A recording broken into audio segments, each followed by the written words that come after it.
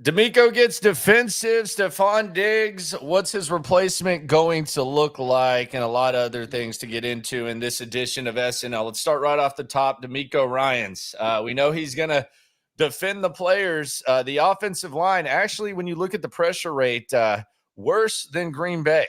But don't tell that to DeMeco Ryans. He's feeling pretty good about the guys in charge of protecting C.J. Stroud. Here's the head coach of the Texans yesterday. CJ is able to throw for as much as he threw for and make the plays he's able to make. Of course, guys did a good job in the passing game. And, look, everybody wants to talk about the pass blocking and all those things. Our guys did a good job, and overall we've had a lot of good reps in the passing game. So let's talk about those good reps that we've had. 28th in the league in pass blocking per ESPN stats, and actually 29th, 35% of the time, C.J. Stroud is pressured when he drops back to pass. Your takeaways from DeMeco Ryans defending the pass blocking? It was certainly a curious decision when the pressures on the quarterback go from 13 to 23, when the pressure percentage in the game against Green Bay was 44.8%, and it jumps to 57.5%. It was sure curious to say, hey, offensive line, pretty good job, right, guys? I mean, look, C.J. Stroud's excellence. DeMeco Ryans didn't, take away from C.J. Stroud. He talked about how impressive Stroud was and how he was in control and he did what he needed to do and controlled the offense and was able to get the ball going through the air. So it's not like he took away from C.J. Stroud, but he did give some of Stroud's credit to the offensive line, and they still have to be better on the offensive line. That's a Colts team that's pretty decent when it comes to getting a little, or it's not decent at getting pressure on the quarterback, and they look pretty decent to great at times and getting pressure on C.J. Stroud. So the offensive line's still not there, and there's only a few things they can do to change their fortunes on the offensive line. So they've got to at least have the conversation about altering or changing something, because it's still not good enough on the offensive line. Well, they told you that they made the change, so it's not it's not like we're just guessing this. They made the change, so they told you that they got the job done. I don't expect DeMeco Ryans is not the type of guy that's going to come out and criticize his guys, and that's fine. Some people want him to say we played terrible and we sucked and all that type of stuff. That's fine. That's not his nature. But let's just be completely honest. They decided that they wanted to change things. They benched Kenyon Green. And the reality of this situation, I said this yesterday, I tweeted it, all that, is this offensive line right now, the pressure, when it comes to handling pressure with the Houston Texans, it's not about the offensive line handling pressure at this point. It's about C.J. Stroud handling inevitable pressure. It's not about the O-line limiting it. It's more so about how C.J. Stroud handles the inevitable pressure that comes with this version of the Texans offensive line. Now, maybe something changes and maybe they decide that they're going to make a lineup change, and who knows how much better that does or doesn't look. But the reality is it's CJ dependent. And we talked at the beginning of the year, is this team dependent on CJ? In a strange way, you can say they're not when they have a close game with Green Bay, when CJ Stroud doesn't even throw for 100 yards. But in another way, they might be, because he has to be phenomenal despite getting pressured at an extreme rate. And I'll say this, I know that he got the job done the other day, but the people, like the nerdy ass dudes that watch the film and all that type of stuff, and I'm not one of those guys, but the guys that are watching the game, and our view is unique because you're getting the all 22 view from where we're at. There's actually more opportunities in this offense than are happening. And a lot of times CJ Stroud is dumping down because he doesn't have time to set his feet and find the deep guys. So it's almost the pressure's putting CJ in a position to where he has to save them and he has to handle it. And it's also putting Bobby Slowick in a position where some of his play calls might actually be drawn up nicely and there might be opportunity to get even more yards, but they're not able to do it. So he can say what he wants. I don't expect DeMeco to come out there and criticize the offensive line, but to say that or imply that they did a good job handling pressure as compared to the game after he said this has been a problem for a long, long time, I think it's not looking at reality, and it's basically just saying, okay, CJ Stroud handled it better. That's my whole thing as far as the reality of the situation versus what DeMeco says. If that's what the game looks like when the offensive line has that type of day and Stroud puts up those type of numbers, he might be 2007 Tom Brady if they ever give him time. Like, I mean, he had a really solid day in the face of just constant pressure. More than half the time he was pressured, and he got it done. Again, we talked about this yesterday. There's only a handful of guys that could have got that done. As for DeMeco Ryans, you're right, Landry. He's always going to defend his guys. And what he says at the podium is not what he tells those guys in film study. It's not how he coaches those guys. And ultimately, his Monday, Tuesday, Wednesdays at the podium, whatever, none of those matter if he alters or changes or adjusts come game day with his actions. So, he can go defend the guys all he wants, but if he makes a change and they get better, then okay, who cares what he said on Monday if they have it fixed by Thursday, or they have it changed or altered, or they're trying something new by Thursday. It is S&L. Landry Locker, Cody Stoots will be at practice at 12:30 tomorrow. They're actually going to be off, so this is going to be an interesting. We won't be off, but they'll be off, and we'll we got you covered here. S&L, quick day, quick turnaround onto the Jets. Quite honestly, the lightweight of the AFC South, I don't even need to worry about that right now. They're playing in the kiddie pool. I'm trying to get up on the high dive, to be honest. So I'm not really worried about what the Colts, Jags, and Titans are doing. They're kind of in the rear view. I gave them tablets. I think the Titans are watching Elmo. The Jags are watching Barney, and the Colts are watching Coco Melon in the back seat. And I'm trying to drive to bigger and better things. So shut up, kids. The adults are talking. I Must Pandaline says, I think he believes that. I don't think he's just saying it because what they've done clearly shows they believe the O-line is doing good enough. Now, I don't know about that because they did try to bench Kenyon Green, but here, let's pretend that she's right. Let's pretend that she's right. I'm not going to argue. We did see them bench something, but and I love I Must Pandaline and everyone that joins us in the chat. And all the information they bring, they make the show better. But let's just pretend that she's right. Let's pretend that DeMeco Ryans is going up there and he's really, really like thrilled with the way the offensive line performed on Sunday, and he thinks they did an excellent job, and that's what they're going to need to do to win.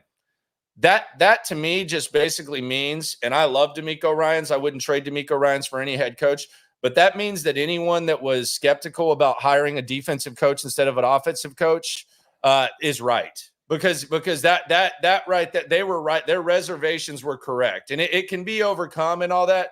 But if DeMeco Ryans truly believes, and I don't think he does, she does, if he truly believes that, then the reservations, man, you need an offensive-minded coach with a quarterback because you're going to be able to get the most out of your offense. And sometimes defensive coaches, they neglect the offense, or they don't know how to maximize the offense, and they don't know this. If that is true, then anyone who had those reservations going back to a year and a half ago or whatever when he was hired, then those reservations are kind of playing into effect, and you at least need to acknowledge that could be a problem moving forward as we try to drive with the kids in the back. Like as we try to leave the kids in the back with the tablets, the Titans, the Jags, and the Colts, and try to keep them in the rear view.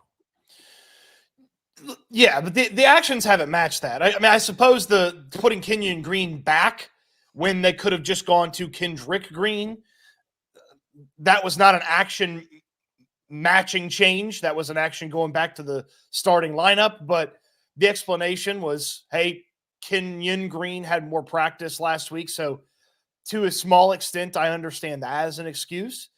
But yeah, your concerns about the defense being the actual feelings are valid until you see something different on the field. I just, and they did try to bench Kenyon Green. So that would be the thing that I would bring up.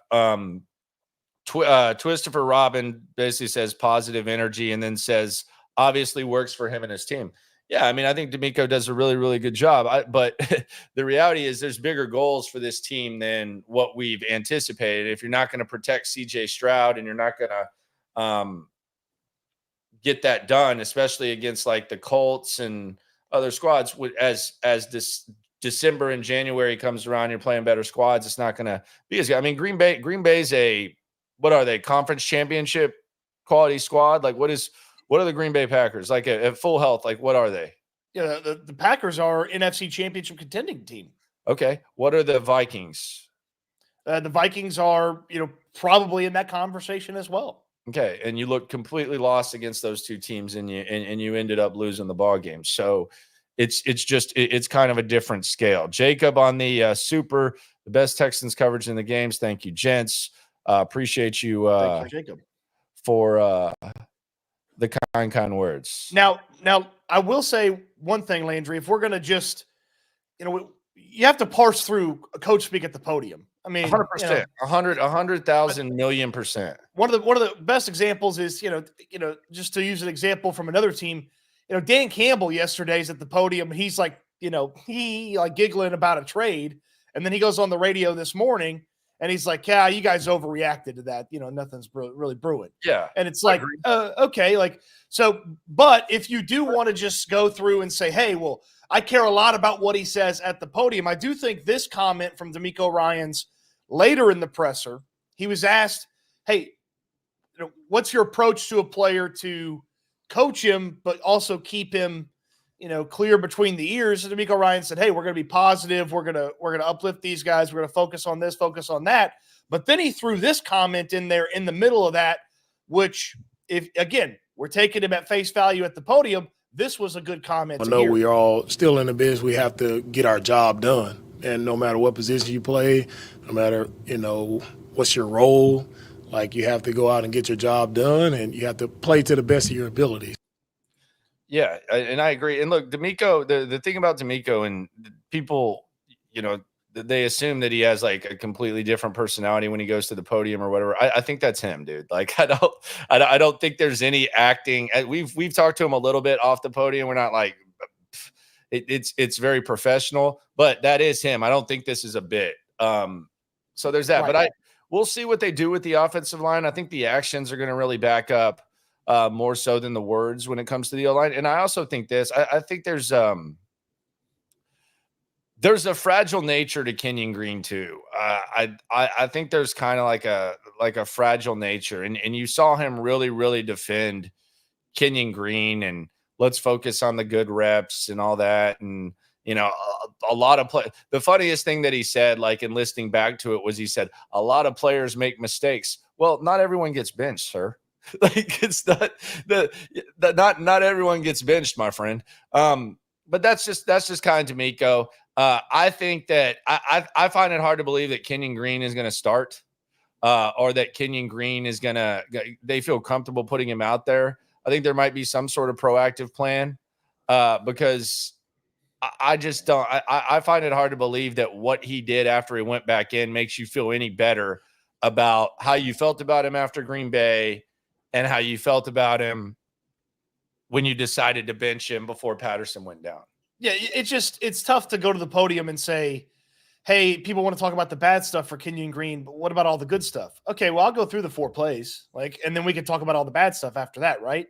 Because it wasn't good from Kenyon Green. He had one of the worst performances of the season. They benched him and only put him back in out of necessity. It's not like they wanted to go back to Kenyon Green.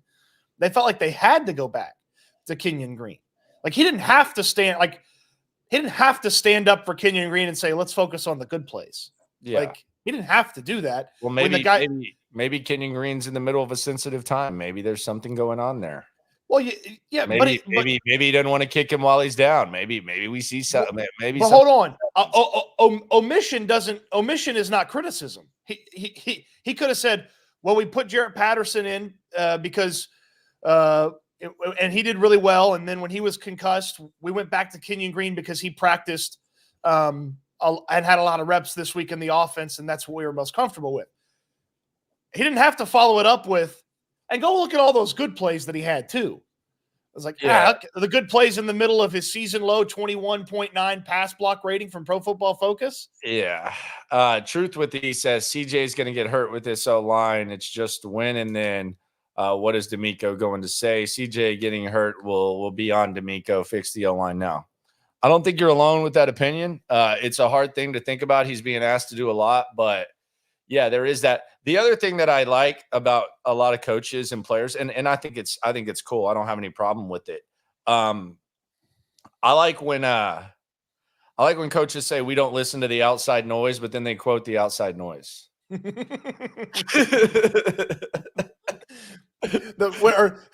CJ did it. CJ did it last week. Yeah, CJ knows, but He's like, I don't really listen to all that. I mean, I hear it, but I'm not on social media. People tell me.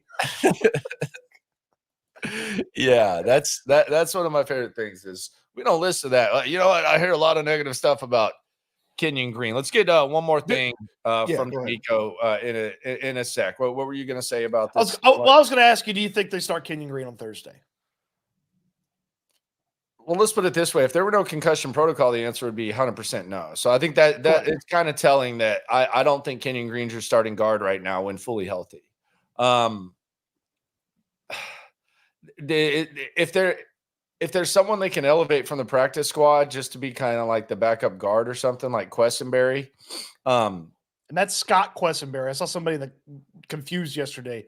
David Quessenberry's in Minnesota. Scott Quessenberry's on the practice squad for the Texans. Yeah, he was a center 2 years ago, ended up getting hurt in camp. If they can elevate, if they feel comfortable enough to elevate Quessenberry to be the backup center and Kenyon Green still be a backup guard, then yeah, I think there's a decent chance that they do something with this offensive line, Kenyon Green. I think there's a decent chance that DeMeco is defending Kenyon Green because he doesn't want to kick him when he's down. You know, I mean, I think there's a decent chance at that. Well, and you're not defending his play. No. Well, the move would be Kendrick Green, who started 3 games for them last year and played well in those 3 games. Yeah, and then he hurt his knee against the Steelers and didn't play for the rest of the season. Yeah, dude. You know the craziest thing about Kendrick Green, and I don't want to like. I think if they had like a UFC tournament, I think he would have a chance to compete pretty hard. I don't think he would win, but I think he'd be the guy with like his nose and ear and eye hanging out that like was like the people's champ because he's like just a nasty like dude, tough guy. But you know the craziest thing about him? He moves and he looks like someone who is not 25 years old, dude. He's 25? Yes. Oh, no. I didn't know that. I thought he was older. Yeah, like you look at him and you're like, man, that's an OG that's hanging on to every ounce of football that he's got. And it's like you see like the knee wrap and all that. He's got the big ass brace and he just looks old. It's like, man, that guy's got to be on the edge of retirement. And then you realize, oh wait, he was a first round pick for the Steelers just a few years ago. 3rd rounder, yeah. Yeah. Oh yeah, 3rd round pick, excuse me. And he's only 25 years old. He's got the OG look. Like, is it the hair? I don't know. I mean, he was drafted the same year as Trevor Lawrence, dude. Golly. Like, look at all the people in his draft class and what their age looks like. Like, look at this. Trevor Lawrence, Zach Wilson, Trey Lance, Kyle Pitts, Jamar Chase. These guys still get carded when they drink. Micah Parsons, Mac Jones. Like, all these people, like Najee Harris still seems young. Travis Etienne, they seem young. Like, all these guys are, like, so young. And you look at him and you're like, man, this guy's an OG. Dude, he's 25 years old, man. Kendrick Green drafted 2 picks before Nico Collins. Yeah, I'm sure the Steelers would like to have that one back, man. Like, just look at him even in Pittsburgh. Look at this. You can do a little share screen for us here. Yes, look at this, dude. This dude's 25. This was when he was 22. Man, some people wear age differently. Dude, that dude had nut hair in 2nd grade. He was the freshman that they sent to go buy beer. Dude, he was wearing like the basketball jersey and had the armpit hair in 1st grade, dude. He's telling the convenience store worker, he's like, yeah, my wife and my kids. And the guy's like, yeah. How old are your kids? Like 14, 15? He's like, yeah, And it's not. Sarah says it's the hair. It's not just the hair, man. Like the way he moves. Like he's got that thick ass knee brace, and he strikes me as the type of guy. Like OG. He strikes me as the type of guy that when football's over, if he loses his offensive line body, life's going to look and feel a lot different for him than a lot of different guys. Yeah, but he's a tough SOB. So he is tough. He's tough as hell. He hadn't missed a practice since he got really, really hurt, and he knows he's scratching and clawing. And look, he wants to play. Like yeah. I mean, I am ready to see him wants to play. I'm not acting like he's freaking Quentin Nelson, but he's different, and I believe he can give you at the very minimum what Kenyon Green has given you. But if he gives you just a little bit more, things should improve on the offensive line. Let's hear DeMeco Ryans one more time on the offensive line, and then we'll move on to life without Stefon Diggs and the Jets, the problem that they pose. Take it away, Coach. Let's defend that O-line a little bit more. Go ahead, sir. He did a really nice job when he went in and had some good plays. Unfortunately, he was out. Then Kenyon was back in. There was no overthinking it. Kenyon got a lot of reps throughout the week, and he was the guy to go in, and he has a lot of good reps as well. A lot of people want to, focus on the bad. Everybody has bad reps here or there, and we can all focus on that, or we can look at the positive. I think he has some really good plays as well.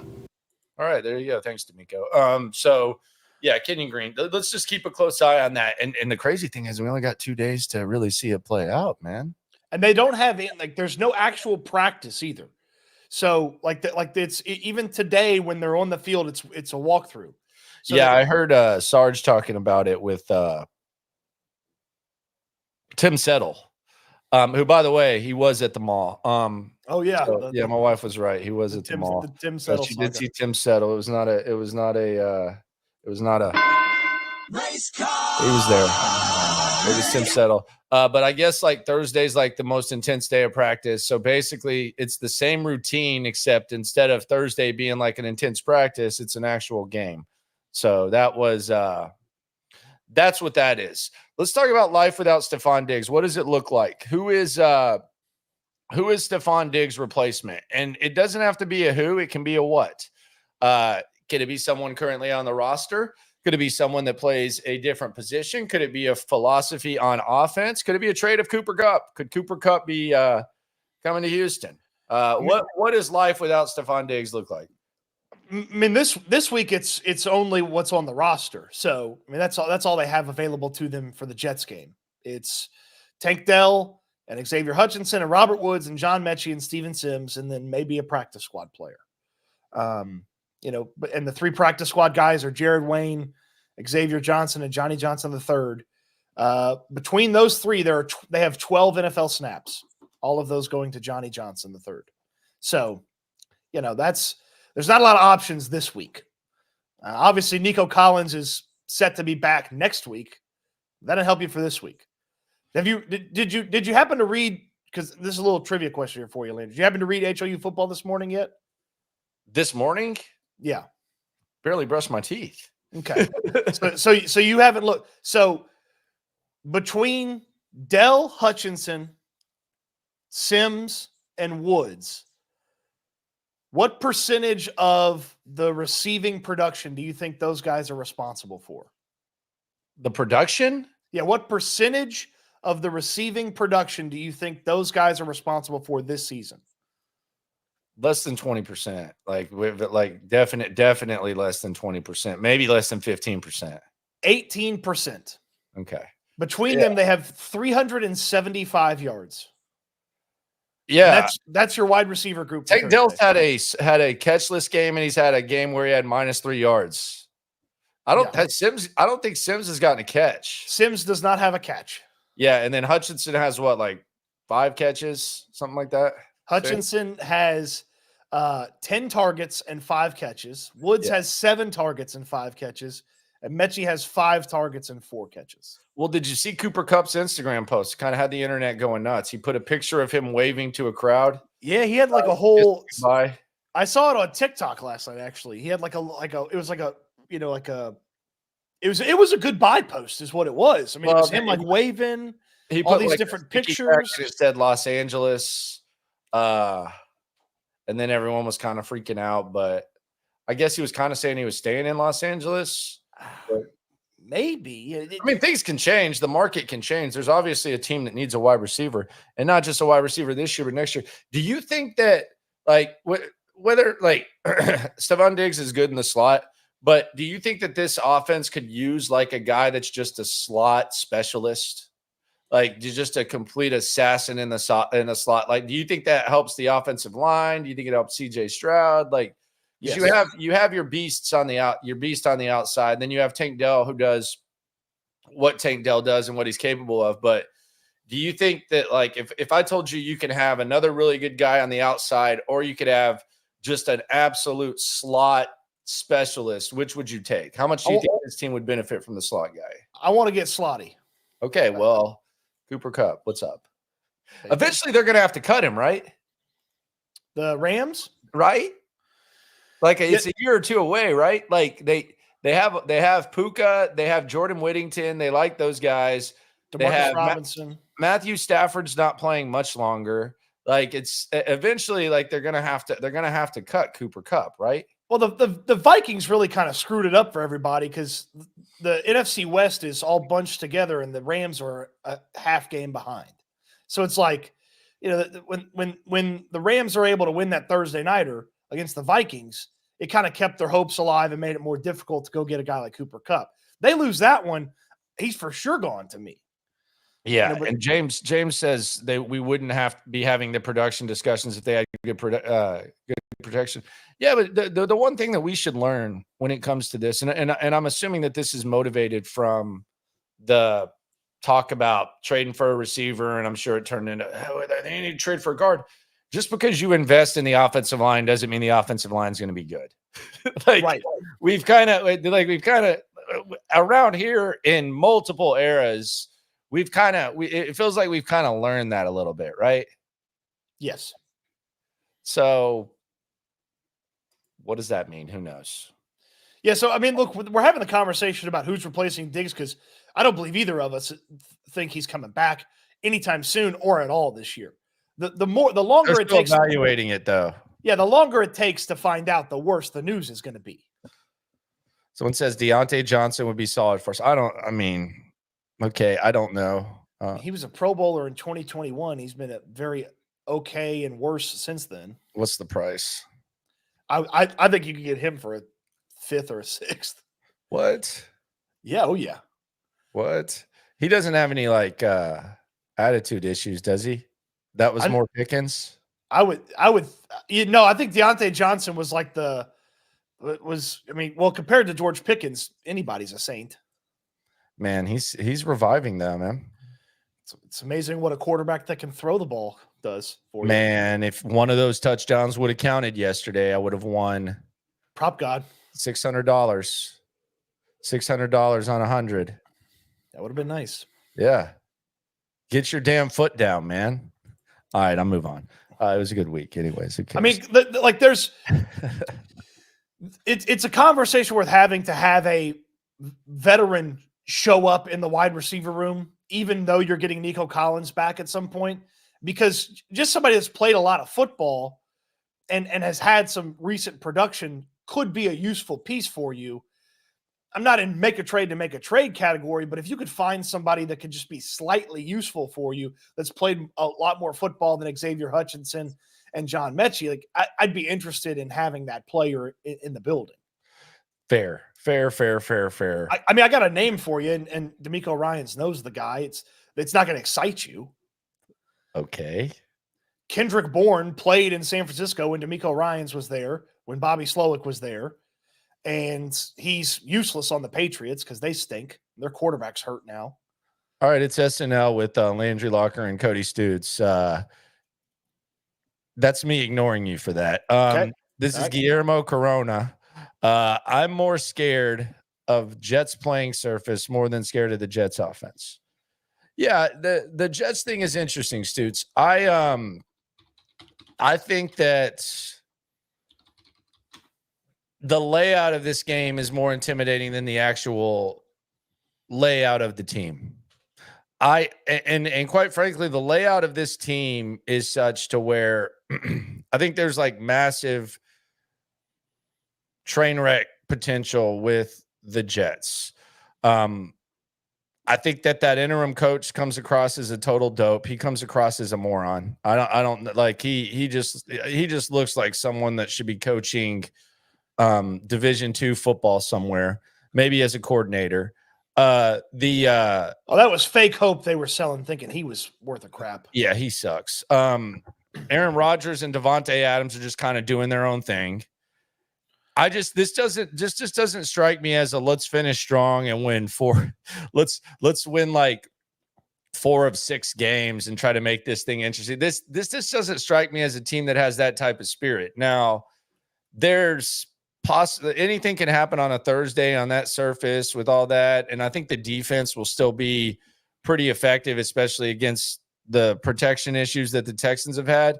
But I look at this more as like a schedule and a layout type of uphill battle as opposed to what the Jets bring. And the other thing about Aaron Rodgers is he's the least mobile quarterback that this team has faced this year. And they've done a pretty good job of getting after the quarterback. I don't know what the hell he's going to do. That'll be something to keep an eye on. But there is strong train wreck disaster with the Jets, although it is a hellacious scheduling type of thing that the Texans are facing on the short Thursday night.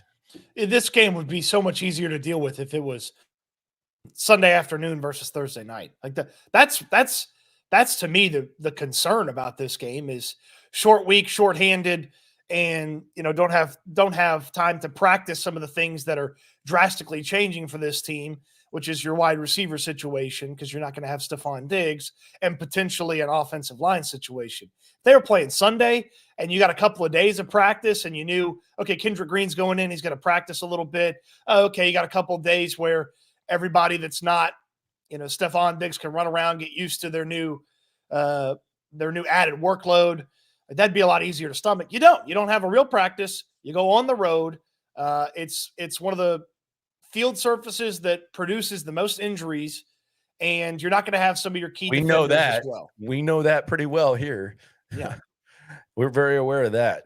But yeah, it's going to be an interesting game. It's not as much about the matchups as it is the schedule. Adams and Garrett Wilson on the outside. How about this? How about you beat the Jets in the small 0.5% glimmer of hope they got, and then they take a 3rd-round pick for Garrett Wilson, and he gets on the plane and comes back, and him and CJ put in extra work on those 10 days, and Garrett Wilson and Nico Collins and Tank Dell are ready to go against the Lions. You want to put down the controller? Is it PlayStation or Xbox you're playing on? It's the it's PlayStation. Yeah. Garrett. I got Garrett Wilson reunited with CJ Stroud. So there we go. I'd send him a second that could turn into a first for Garrett Wilson. Oh yeah? Hell yeah, he's awesome. Yeah. You know where he's from, man. Oh, he's from somewhere in Texas, isn't he? He is. He's from somewhere in Texas. That is true. That's a good guess. You know where Jackson Smith and Jigba's from? Is that also somewhere in Texas? He's from somewhere in Texas too. Yes, they are both from Texas. What about that kid they got now? Is that Jonathan Smith kid from Texas too? Ohio State just raiding people. I don't know. I don't know where he's from. He's from like Mars. Him and the Ryan Williams kid or whatever from Alabama. I think they just like arrived on a spaceship from Mars, just breaking fools down. Where did Garrett Wilson go to high school? Austin. He's a Lake Travis kid. I don't know if he's from Lake Travis. He's from Austin, though. Yeah, I'm looking at it now. He attended Lake Travis. Yeah, and then Jackson Smith and Jig was from Rockwall, like right between Dallas and Arkansas-ish. So, yeah, there you go. Ohio State's ability to recruit receivers is just incredible. Yes, it is. Shout out to Brian Hartline, best wide receiver coach in the business. Very well respected. But we'll see what happens with Texans and Jets. We'll get some good stuff today in the locker room. Also a big podium day. So you got DeMeco at 12:30, and then you got CJ at 12:45. So it's going to be a very active day. They're basically like, look at it this way, because I know the people that follow this, if you don't follow this consistently, we appreciate you for coming through to get the pulse of what's going on with the Texans from myself and Cody, two guys on the scene, both from radio to all digital on the Texans beat. So we appreciate you rolling with us on that. But we'll get to see that. But basically, they just lumped in Wednesday and Thursday together today. It's basically just a combo plate of Wednesday and Thursday. Don't get to talk to the coordinators this week, though. Nope. I don't think, which I guess I don't think Bobby would have had to face the music too much this week, would he have? And not really. I wanted to ask him one question. I actually had a banger for Bobby Slowick, man. And it's not even going to be topical next time. I had such a banger, dude. Well, he was going to give me like the best, like he might have laid down answering that question almost like a therapist, dude. Like he would have laid down and just laid out the whole philosophy, and we got cheated by the short week. It was going to be a banger, man. What was the question going to be? See, now I'm overhyping it. So when I say it now, there's a lose-lose situation. So I just wanted to ask him because we watched him have to have the conversation with Kenyon Green when he was benching him. And I just wanted to ask him, like, from a coach's perspective, you got a lot going on. The clock is ticking. Like, ideally, when you have conversations with with players, you want to extend it. Like, if you're cutting someone or if you're benching them, like to where it's during the week. But what's it like when you have to have that conversation really, really quickly and not completely break the player down, but tell him that he's going to have to take a seat? And then what's it like when 3 minutes after that, you have to tell him that you believe in him and you want him to go back in? Like that's actually a gret question, because I think it's probably a hard thing to do. And then after you do it, you have to go right back to him, and you have to like basically not apologize, but you have to like go back. And I'm sure that there's some point, like when you're having the conversation with Kenyon Green, it's like, we still believe in you, man. Right now, we just got to see what's happening, blah, blah, blah. And then you got to go back. Hey, we believe in you. You're the guy. Hey, remember 10 snaps ago when I said I believed in you? You're back. Yeah, and it's tough because the clock's ticking, because it's not like you can give him the compassion that you maybe want to give him or have the answers, because right after that, you got to go over there and talk to your offensive line, your quarterback, because it could be a 3-and-out and they could be right back on the field. I mean, it's not like they had a quarter change or a halftime or anything like that. Like, Jared Patterson literally played 10 plays. As soon as they knew he was out for down on the field for a concussion, they had to know Kenyon Green was going back in there. He goes out there for the extra point, and then he comes off the field, and Slowick's got to tell him, "Hey, you're the guy again." And then there you go. He was back in.